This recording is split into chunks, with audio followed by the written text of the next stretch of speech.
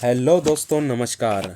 MCC classes में साथियों आपका बहुत बहुत स्वागत है मेरे प्यारे दोस्तों। तो चलिए हम स्टार्ट करते हैं अपनी क्लास को। जल्दी से एक बार अपने दोस्तों में शेयर करना बिल्कुल ना भूलें।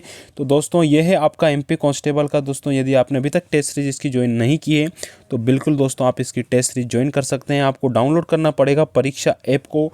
ये परीक्षा ऐप डाउनलोड करके दोस्तों आप डायरेक्ट ऑनलाइन पेपर दे सकते हैं घर बैठे। अब कैसे दे सकते हैं मैं आपको बता दूं। प्रैक्टिस के लिए दोस्तों आप यहाँ पर कोड यूज़ कर लीजिएगा MCC50, तो आपको 50% का डिस्काउंट भी आपको अवेलेबल हो जाएगा। दोस्तों एक नई टेस्ट सीरीज आपकी इसमें शामिल हो गई है, यानी कि टोटल 3 टेस्ट सीरीज आपकी ज्वाइन है यहाँ पर हो चुकी है। आप अगर इसको ज्वाइन करना चाहते हैं तो बिल्कुल डाउनलोड कीजिए। परीक्षा ऐप डिस्क्रिप्शन में लिंक मिल जाएगा और कोड MCC50 आप यूज़ करने पर दोस्तों आपको 50% का डिस्काउंट भी मिल जाएगा। तो चलिए स्टार्ट करते हैं दोस्तों। बिल्कुल देर ना करते हुए हमारा लेक्चर स्टार्ट करते हैं। पहला प्रश्न आता है कि जन शताब्दी एक्सप्रेस रेलगाड़ी किसके जन्म दिवस पर दोस्तों जन्म शताब्दी का घोतक है, यह आपको बताना है। बताइए किसका जन्म शताब्दी का दोस्तों यह घोतक है, बताइए जल्दी से। चलिए क्या आंसर होगा।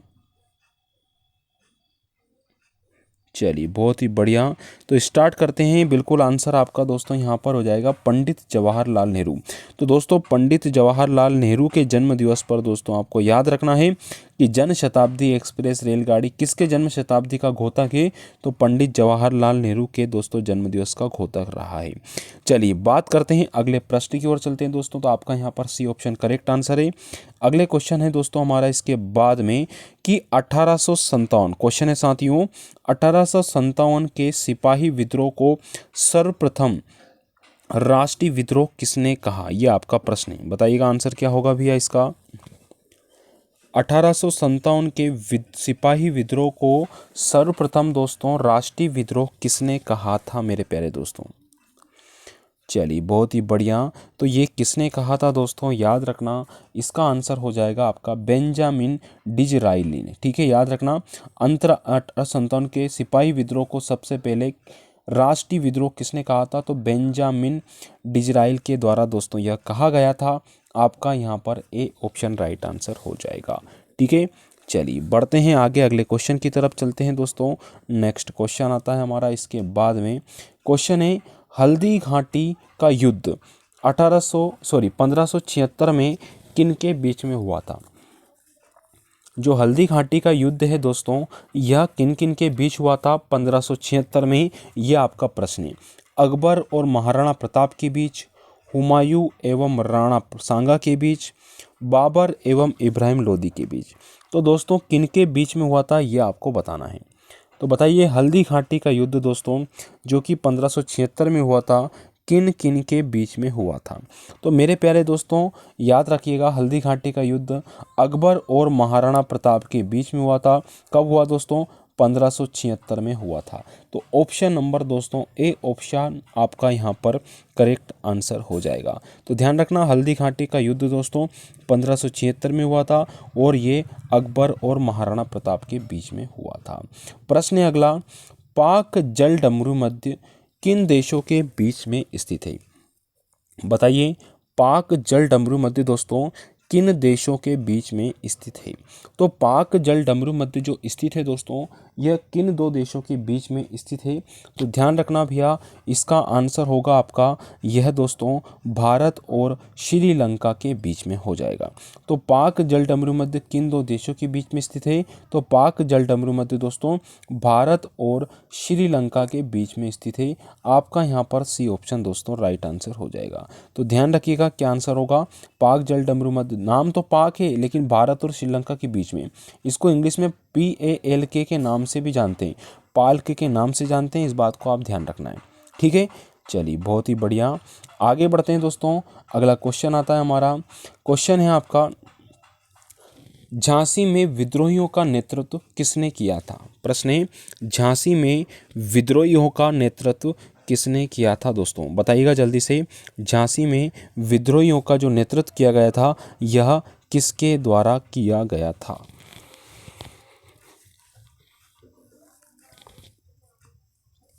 चलिए बताइए, यहाँ ये 4 ऑप्शन भी आइए लीजिए। तो अब बताइए झांसी में विद्रोहियों का नेतृत्व किसने किया था।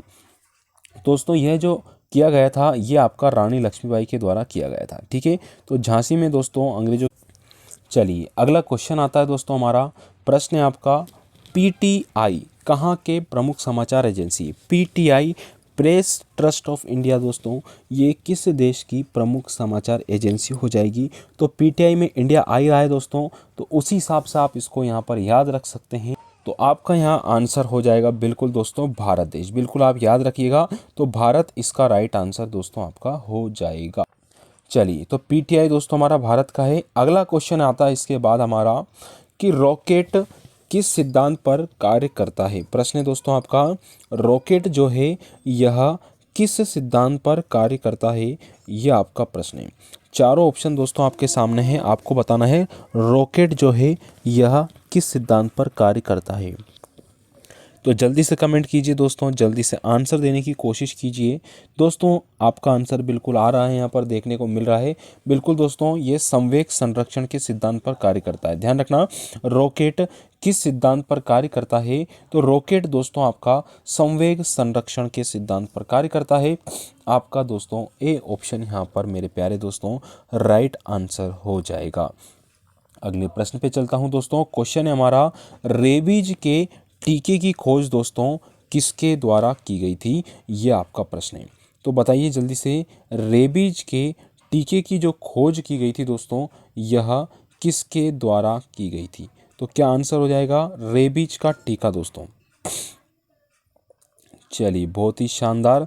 तो रेबीज के टीके की दोस्तों जो खोज की गई थी वो खोज की गई थी दोस्तों लुईस पाश्चर के द्वारा। तो आपका डी ऑप्शन राइट आंसर हो जाएगा। तो रेबीज के टीके की खोज किसने की थी? तो रेबीज के टीके की खोज दोस्तों जो की गई थी ये दोस्तों लुईस पाश्चर के द्वारा की गई थी। तो आपका यहाँ पर डी ऑप्शन राइट आंसर बन जाता है।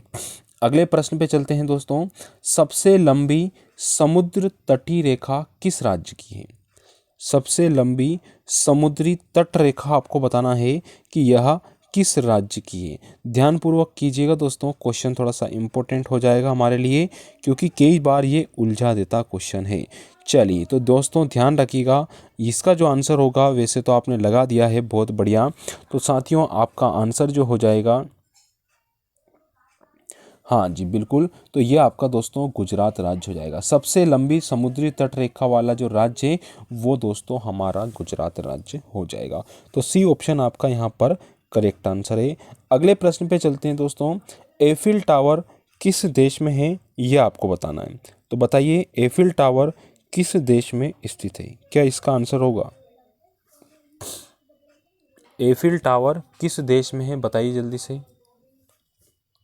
तो साथियों एफिल टावर किस देश में है ये आपको बताना है। तो एफिल टावर दोस्तों जो है ये है आपका फ्रांस में हो जाएगा, है ना। फ्रांस की राजधानी पेरिस याद रखना होती है। तो एफिल टावर किस देश में है? तो एफिल टावर दोस्तों हमारा फ्रांस देश में हो जाएगा। आपका बी ऑप्शन मेरे प्यारे प्यारे दोस्तों करेक्ट आंसर है, बिल्कुल राइट आंसर है। चलिए बहुत ही शानदार। बढ़ते हैं हम अगले क्वेश्चन की तरफ दोस्तों, नेक्स्ट क्वेश्चन की तरफ चलते हैं। अगला प्रश्न आता है कि महात्मा गांधी जल विद्युत परियोजना किस राज्य में है? प्रश्न है आपका, महात्मा गांधी जल विद्युत परियोजना किस राज्य में है यह आपको बताना है। तो महात्मा गांधी जल विद्युत परियोजना जो है दोस्तों ये हमारे अपने कर्नाटक राज्य में हो जाएगी, है ना। जोग गरसोप्पा जलप्रपात आपने सुना होगा, शरावती नदी पर है। तो वही दोस्तों महात्मा गांधी जल विद्युत परियोजना दोस्तों हमारे कर्नाटक राज्य में है। ए ऑप्शन आपका बिल्कुल दोस्तों यहाँ पर राइट आंसर हो जाएगा। ठीक है, चलिए चलते हैं आगे, अगले प्रश्न की ओर चलते हैं मेरे प्यारे दोस्तों। क्वेश्चन आता है इसके बाद हमारा, बताइएगा भैया इसका आंसर। क्वेश्चन है, बिहार में 1857 के विद्रोह का सबसे प्रमुख नेता कौन थे?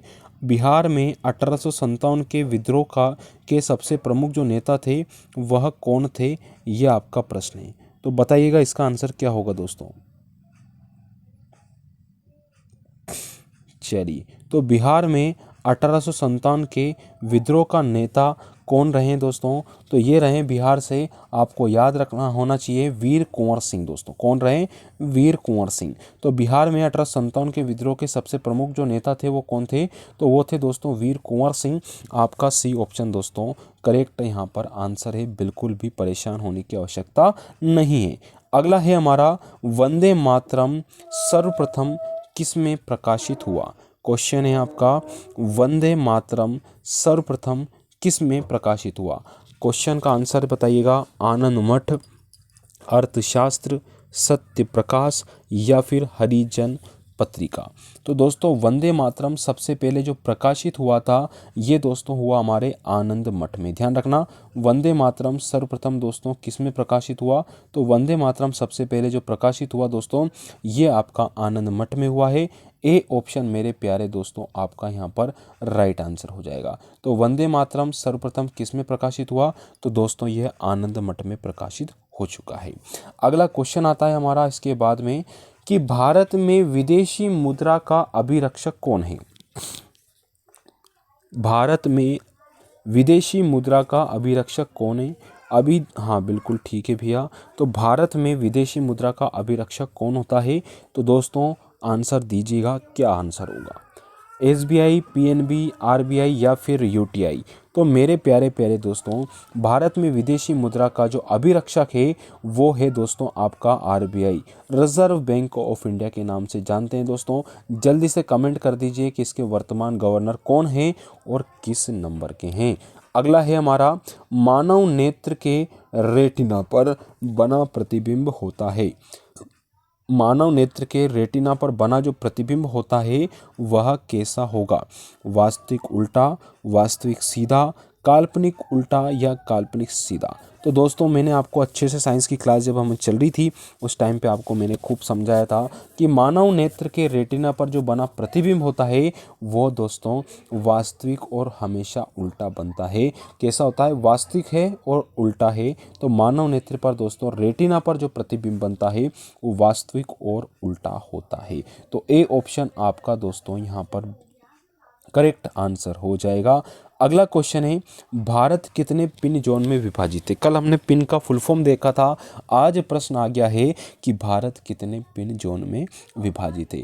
तो भारत कितने पिन जोन में विभाजित है। तो भारत दोस्तों हमारे 8 पिन जोन में विभाजित है, बिल्कुल मत भूल जाना। तो भारत कितने पिन जोन में विभाजित होगा।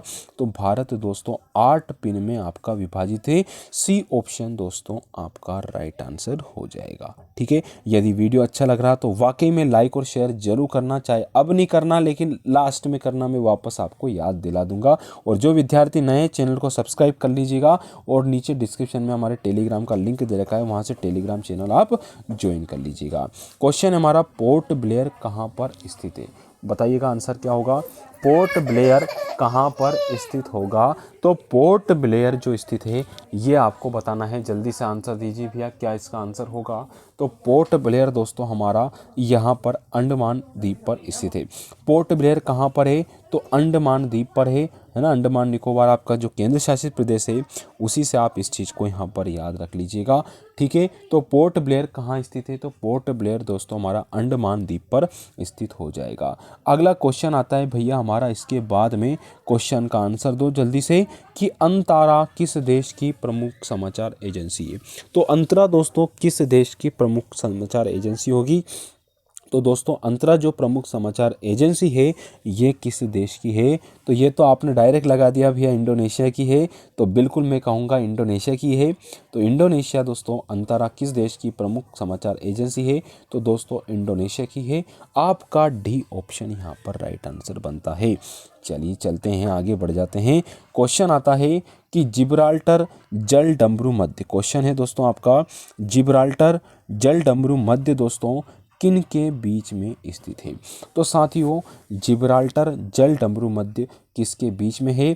तो जिब्राल्टर जलडमरू मध्य दोस्तों हमारा स्पेन और मोरक्को के बीच में। किन किन के बीच में है।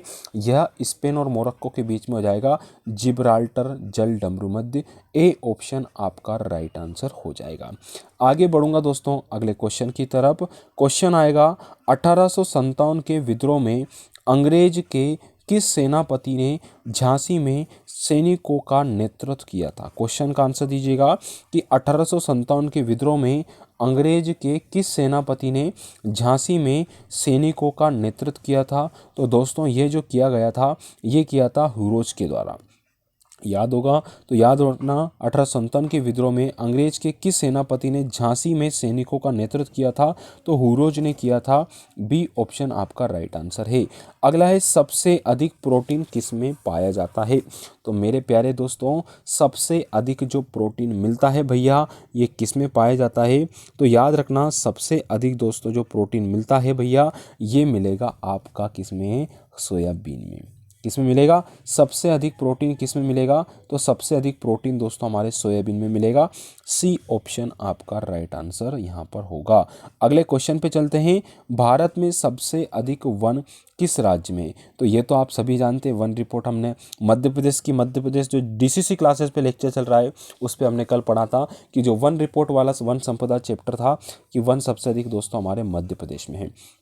तो ध्यान रखिएगा भारत में सबसे अधिक वन दोस्तों हमारे मध्य प्रदेश में है। डी ऑप्शन आपका यहाँ पर राइट आंसर हो जाएगा। अगला क्वेश्चन है वायुमंडल की सबसे ऊपरी परत कौन सी है।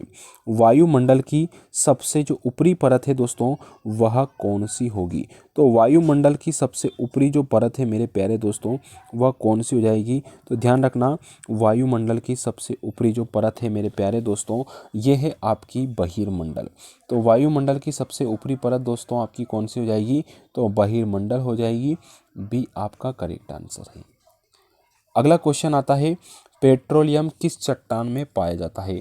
क्वेश्चन का आंसर दीजिएगा भैया कि पेट्रोलियम किस चट्टान में पाया जाता है मित्रों। तो पेट्रोल में कोई स्वाद होता है क्या, अरे सर पेट्रोल में कैसा स्वाद होता है ना, कोई स्वाद नहीं लगता है ना। पेट्रोल फुल टंकी करवा लो तो भी वो स्वाद नहीं आएगा, तुरंत गायब हो जाता है। तो ध्यान रखना पेट्रोल दोस्तों हमारा किस चट्टान में, अवसादी चट्टान में, कोई स्वाद नहीं तो अवसादी चट्टान।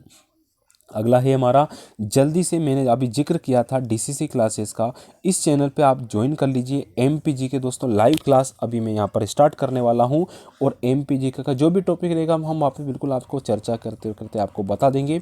और दोस्तों इन दोनों चैनल को आप सब्सक्राइब कर लीजिएगा यदि वीडियो अच्छा लगे तो, और शेयर भी आपको करना है। तो धन्यवाद मेरे प्यारे दोस्तों, जल्दी से जुड़ जाइएगा लाइव क्लास में। डेली हमारी अभी फॉर्म आपका चल ही रहा है, लगातार क्लासेस आपकी डेली 12 बजे दोस्तों आपका एमसीसी पर रहता है लेक्चर, और उसके थोड़ी देर बाद जैसे आपका लेक्चर एमसीसी पर कंप्लीट होता है उसके बाद दोस्तों हम डीसीसी क्लासेस पर डेली लाइव क्लास लेते हैं। तो जुड़ जाइए, एमपीजी के कंप्लीट कीजिए। धन्यवाद दोस्तों, लाइक और शेयर जरूर कीजिएगा, अच्छे से मेहनत कीजिए। Thank you.